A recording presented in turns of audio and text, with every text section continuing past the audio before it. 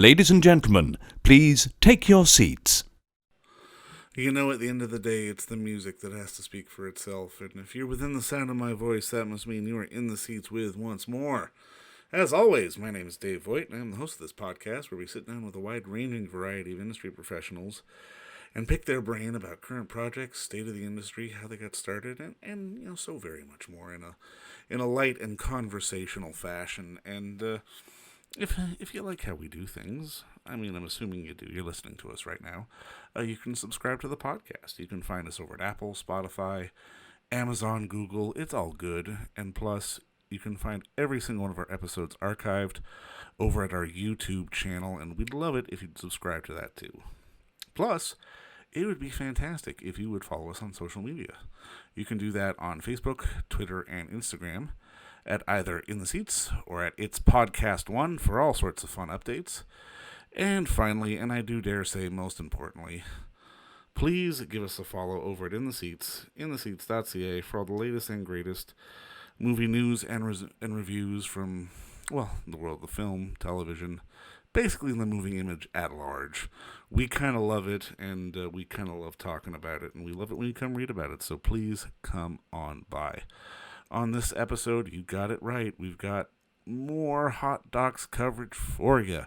We are wall-to-wall nonfiction here In the Seats until May 9th anyway, because that's when it is running until the Hot Docs Canadian International Documentary Festival. It's online at hotdocs.ca. I do recommend you go check them out because they've got tons of great stuff. So please go check them out and enjoy some fantastic nonfiction cinema and support independent cinema, which is what a lot of the films in this festival are. So go give them a whirl.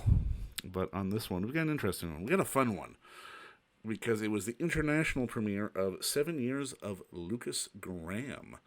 If you don't know, Lukas Graham is a pop group and is the brainchild of lead singer Lukas Forchhammer, from humble beginnings in Denmark to performing at the Grammys. And every time he sets a goal for himself, he achieves it. He's a unique and really fascinating guy. But while what the film chronicles is, like, while his success is going up, he suffers some setbacks. He loses his father, but he also becomes a father, and he really learns how to sort of take the good with the bad and sort of roll with the punches. That is not just the music industry, but life. And it's the film from it's the debut feature film from director Rene Sascha Johannsen, who follows Lukas and his bandmates for 7 tumultuous years.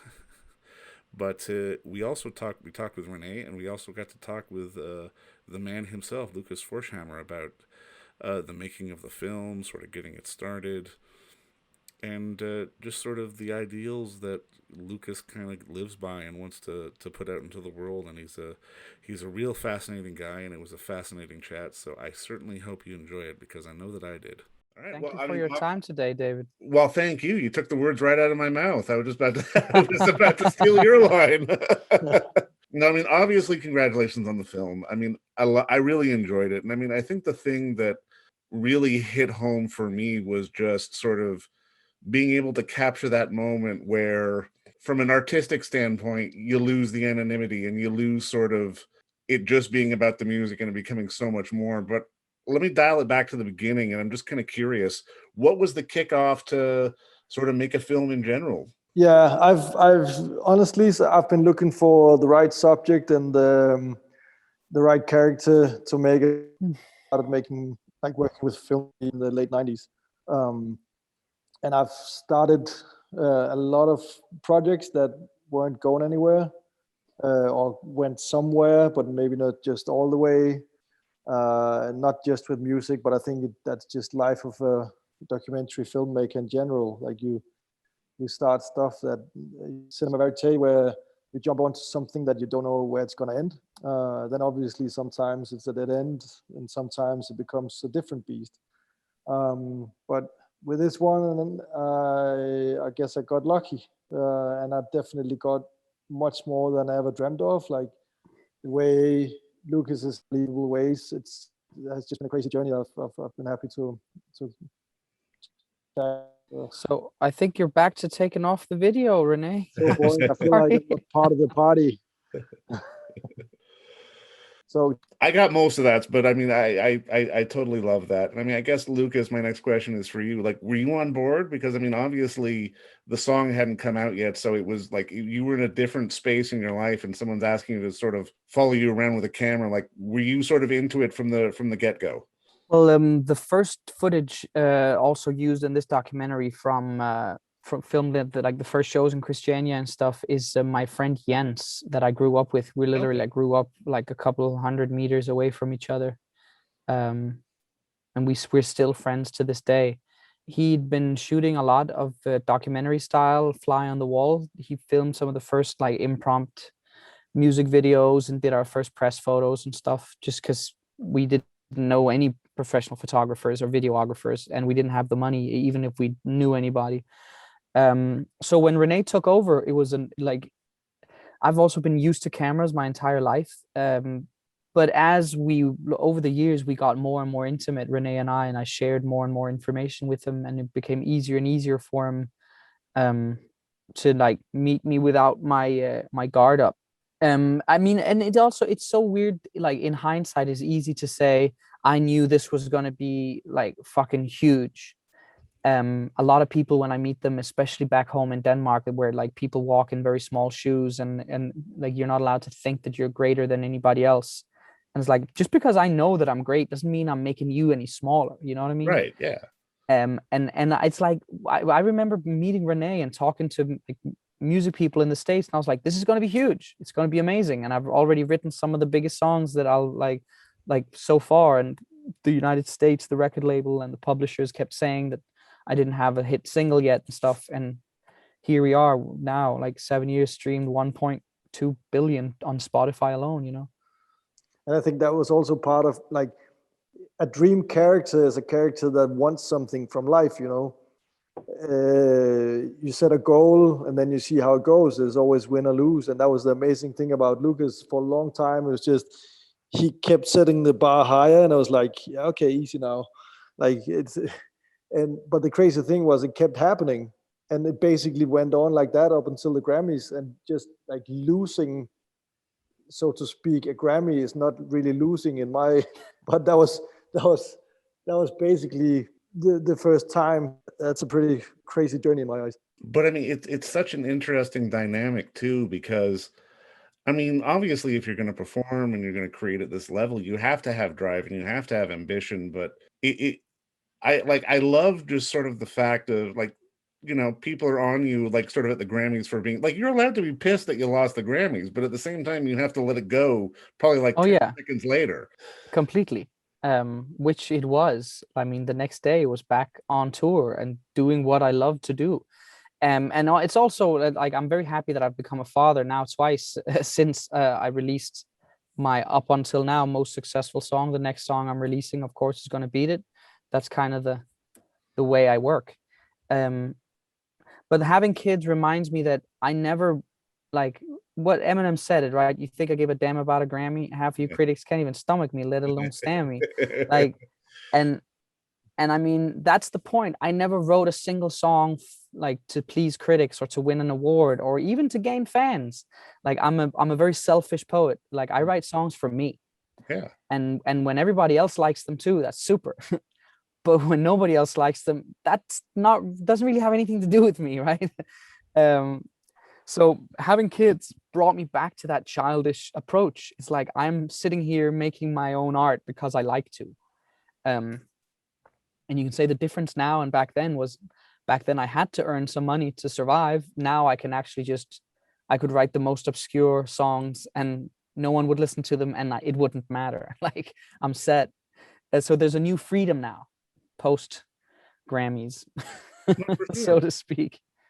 And I mean, something else about the film that really jumped out at me was just how, Rene, you framed it very visually. And I mean, I think back specifically to some of the shots at Wembley where we can barely see Lucas in this sort of sea of people. And I'm kind of curious, like for you, how important was it to sort of create a very sort of, on one end, very intimate sort of portrait of Lucas, but also acknowledge that the more popular he's getting, maybe the more you have to pull out a little bit? I don't feel like I had to pull out really, and that was also an amazing gift to have. Like I think the longer or the more we spent time together, the closer we got in a lot of ways. So I don't feel like I had to pull out. Also, like it's the only between somebody making a film and the artist is usually the management, and there was a lot of trust from the management all the way through. So there was never really any barriers like that. I mean, obviously, the day when Lukas broke down before going to Japan, they weren't letting me go to his house, which is, I mean, of course, that's cool. Do I understand why I couldn't go? Of course. But no, I don't. Were there two questions in your question, basically? Because you also asked about the visual. Well, just in terms of the visual aesthetic of the film. What about it? Well, it just in like some of the like it felt very intimate, but also very large at the same time. As it like the dynamic between like Lukas on the bus versus sort of the shots in Wembley, and just audiences would grow and grow. Yeah, I haven't really thought about that, but I guess it's just like intuitively, I've done a lot of music videos and also some commercial work, and I guess a switch between intimate documentary and like when a lot of my music approach, like a still photography documentary kind of approach, like more gritty and raw sometimes, and the same thing the other way around. Then maybe when I do documentary, it gets a bit from both worlds, So if that answers your question. No, it does absolutely. And I feed on whatever I like, and I don't like. I'm not trying to stick to a certain genre really. Whatever I like, I'll. Well, that's not a bad way to be at all, man. Don't worry about it. And I mean, I'm not trying to excuse myself. Yeah, oh, please, no. But I mean, something else that the film, I mean, I think shows really well is just because people will aspire to fame and people will aspire to perform and do their art. But I love how the film really did show that for no reason, and this will happen to a lot of artists, that the public will turn on them for one reason or the other and not treat them like human beings. And I'm kind of curious, Lukas, was it important for you to sort of make sure that was in the film? Because it's one of those lessons that people sort of aspiring to perform and aspiring to get to a level that you've gotten to don't always sort of see at first glance. I mean, I did movies when I was a kid in Denmark, so I'm aware that fame isn't fun. But I think that's also one of the things that a lot of my audience didn't understand in the beginning, and I think maybe some of them understand it more now, and then new people come along and don't really get it. It's like, guys, I never wrote a single song for you. Like, back to the whole being a selfish artist. I write these songs for me. It's my like with the songs about my dead father. It's like it's me doing cathartic work. And like the most important thing in this journey is my mental health, and not a single selfie or autograph comes before my mental health. So I've always been very comfortable with drawing the line and saying enough is enough, or like saying no to people. It's like saying no can be a super polite thing to yourself. And I think a lot of artists and performers and entertainers forget themselves in this constant desire to please the fan. Like, fan is short for fanatic. Yeah. It's like people call themselves stans now. Another Eminem. To the like, and it's just very important to remember that in true art, the art comes first. The fan comes because of the art, and then of course there's also this whole idolization of different types of performers and the more created pop artists and stuff. But yeah, I you have to say that I didn't meddle in any of the editing at all. I saw several screenings. Rene asked me what I thought, and I said there are places I don't like, and he said which ones, and I said I won't tell you. So this isn't my film. Yeah, I'm just being filmed, which is a very important notion for me, because this isn't some sort of fan film to gain me more following. Exactly. Yeah. Like, we made that deal from the beginning on. I mean, there were many ways to go with this. Like we could basically have done it through Warner Lucas's label, and I believe, without knowing, that it would have been a very different film if we'd done it like that. I had a wish from the beginning on that we would try and finance it through the Danish Film Institute, because then you treat the film like art. It's very unique for Denmark that you get support like that, and luckily we were like, I'm super happy that we succeeded getting into those funds, and that the film has been treated like it has, and now we end up in a place like Hot Docs. That's super important to me. No, and I mean, I really think this film speaks to the sort of the pure nature of artistry, because I mean, if you are an artist and you are, like, it doesn't matter if it's 50,000 people or if it's 5 people, it's the same difference. And I mean, I'm kind of curious, from both your perspectives, why do you think we've lost that sort of in today's society? Because the line gets blurred between sort of artistry and performing and musicianship and what have you, versus fame and likes and, thumbs up on Facebook or, hearts on Instagram, that kind of thing. I guess social media has social media has in a lot of ways proved to people that you are your own little success maker. Like, everybody can make it somehow if they do the right things on Instagram or social media, like depending on, like, you can also talk about like different governments of different nations defunding public school systems. Like, you can talk about the literature people are being fed in schools. You can talk about like what is cool now. As like, I mean, when my dad was young, it was cool to read like crazy authors, and now it's not even cool to read the newspaper. I think it has a lot to do with consumption, and I don't think you can say that it's because of streaming or it's because of social media. To be honest, I am almost 10 years younger than Rene, so I don't think I agree on that perspective of it. No, but I'm just what I mean is that the self-awareness on how you, like, everybody can sell themselves. So you just grow up with a mindset that you basically commercialize yourself. If you want, that's a way to go about it anyway. But I think you're right. You definitely have a valid point as well. Do you think it would come down to just sort of a sense of understanding? I mean, I guess the need for self-curation to sort of understand sort of not just the stuff that you're doing, but maybe the stuff that influenced you and so on and so forth, from both of your perspectives, as a filmmaker and as a recording artist.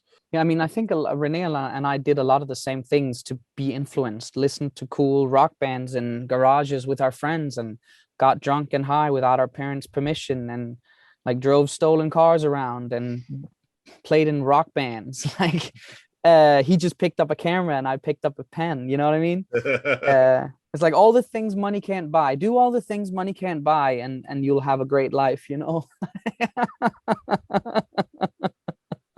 Yeah, I mean, I'm lucky to have something I'm passionate about, and I always took that for granted. I'm not, and later on I found out that not everybody have that, and that I guess was kind of like a surprise to me. And Oh, yeah. I'm on that train, definitely. Yeah, I think you're both guys with passion, and I think this comes through not just in the music but in the film as well. And I mean, I just want to say thank you for the time and thank you for the work, man. Congratulations on the film, and congratulations on the next song, which will be the best song you've ever done. I absolutely believe that. I mean, it's always the best song, and the next one will be the best, and the next one, it's like, I love that. I mean, it has to, like, I asked my grandmother, she died a year ago, not from COVID, but like 93, 95 years old, like ancient woman. And I asked her one day, we were having gin and tonics. She would never ask. She would say, "Are you having a gin and tonic?" And you'd know, okay, it's 4:30. I'm going to make 2 gin and tonics. And we go and watch Countdown, a show in Ireland. And I sat on the couch with her and sipping my little gin. And I go, "Gran, when was the best like time of your life?" Like, and she just looked at me and said, "Now is the best time of my life." And I say, "Why? But how? Or like, why?" And she said, "Because it has to be." And that's that's a pretty important life lesson. Damn right it is, man. And thank you for that. And thank you both for the time today. This was a lot of fun. Thank you, David. Hopefully we'll meet you in person one day. Absolutely. Yes, man, for sure. The next 7 years of Lukas Graham. I'll see you then. Brilliant. And don't forget to visit our friends over at Bay Street Video for all your DVD, Blu-ray rental, or purchasing needs this summer, as they are still open for curbside and some mailing delivery as well. Over at 1172 Bay Street, Toronto, Ontario, Canada, you can give them a call at 416-964-9088. That's 416-964-9088. Or send them an email at baystreetvideoto@gmail.com for any of your DVD and Blu-ray needs.